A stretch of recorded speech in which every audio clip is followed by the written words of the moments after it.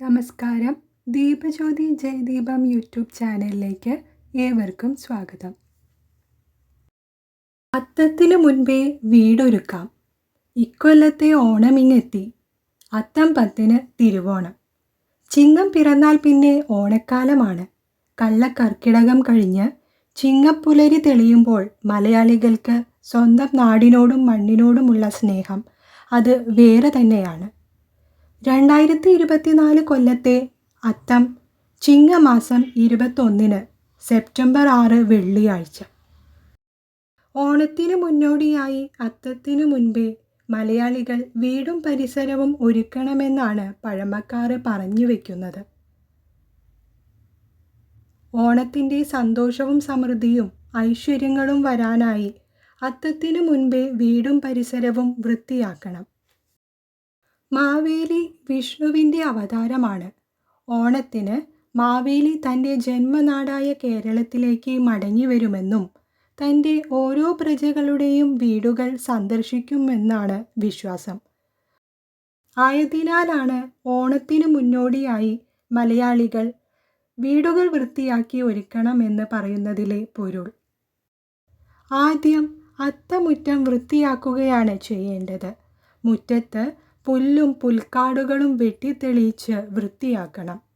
പൂമുറ്റം അടിച്ചുവാരി ചപ്പുചവറുകൾ മാറ്റി വൃത്തിയാക്കാം. പഴമക്കാർ പൂമുറ്റം ചാണകം മെഴുകാറുണ്ടായിരുന്നു. ഇന്നത്തെ കാലത്ത് അത്തരം രീതികൾ നമ്മുടെ നാട്ടിൽ കാണാറില്ല.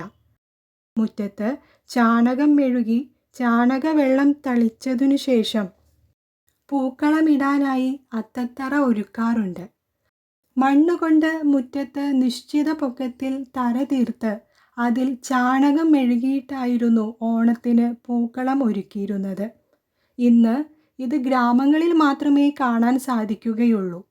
പൂക്കളമിടാൻ ഉദ്ദേശിക്കുന്ന ഭാഗം വെള്ളം ഉപയോഗിച്ച് കഴുകി വൃത്തിയാക്കണം.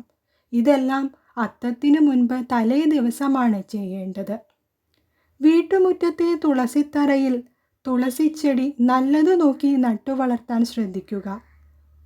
പിന്നീട് പൂമുറ്റം വൃത്തിയാക്കി കഴിഞ്ഞാൽ വീടിൻ്റെ മറ്റു പരിസര ഭാഗങ്ങൾ കൂടി വൃത്തിയാക്കാം. രണ്ടാമതായി വീടിൻ്റെ ഉൾഭാഗം വൃത്തിയാക്കുന്നതാണ്. വീടിനുള്ളിലും പുറത്തുമുള്ള ചിലന്തി വലകളും മാറാലകളും തട്ടി വൃത്തിയാക്കണം. മാറാല പിടിച്ചു കിടക്കുന്ന വീട്ടിൽ ഐശ്വര്യവും സന്തോഷവും കാണപ്പെടില്ല. ചിലന്തി വലകൾ പിടിച്ചു കിടക്കുന്നുണ്ടെങ്കിൽ തീർച്ചയായും അത് തുടച്ചു മാറ്റണം. മൂന്നാമതായി പൂമുഖവാതിൽ തുടച്ച് വൃത്തിയാക്കാം. വീട്ടിലെ പൂമുഖവാതിലിൽ കറകൾ നിറഞ്ഞ് ചളികൾ പിടിച്ചു കിടക്കുന്നത് നെഗറ്റീവ് ഊർജമുണ്ടാക്കും. പൂമുഖവും പൂമുഖവാതിലും എപ്പോഴും തുടച്ച് വൃത്തിയാക്കി വയ്ക്കാം. പ്രത്യേകിച്ച് ഓണക്കാലത്ത് അത്തത്തിനു മുൻപേ ചെയ്യുന്നത് നല്ലതാണ്.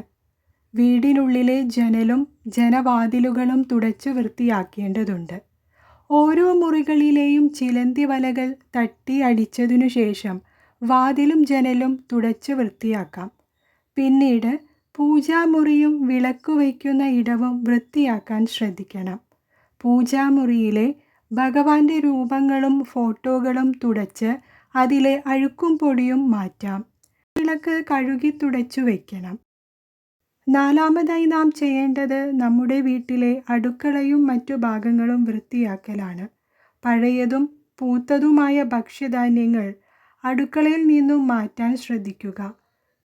വീട്ടിൽ എലിശല്യമുള്ളവർ എലികളെ തുരത്തുന്നതിലും ശ്രദ്ധ വേണം.